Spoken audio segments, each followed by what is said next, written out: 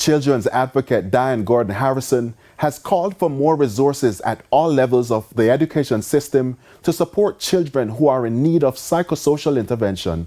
Mrs. Gordon Harrison's comments come following the release of a video on social media that appears to show a basic school-aged boy having a temper tantrum.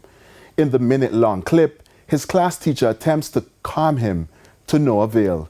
Realizing he is being recorded, the boy shows the offensive middle finger gesture to the person holding the camera and to his teacher.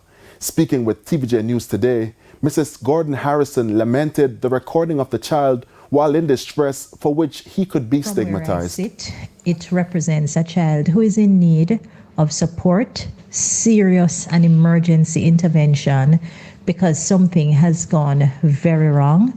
I'm not sure what it is just by looking at the video, but clearly there's the need for an assessment, perhaps psychiatric, perhaps emotional, perhaps of the social context, within the home, to see exactly what is going on here. It may be as well that there is something in terms of developmental milestones that needs to be addressed. Whatever it is, it's a cry for help.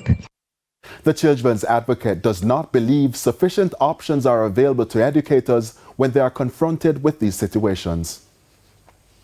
As far as the teacher is concerned, I see a teacher who is really trying her best to, maintain control of her class, maintain control of the situation as it is unfolding, and trying perhaps to understand in the moment how best to treat with it. The resources that we need are far from exhaustive, and it is clear that, teachers now are being called upon to do much more than teach.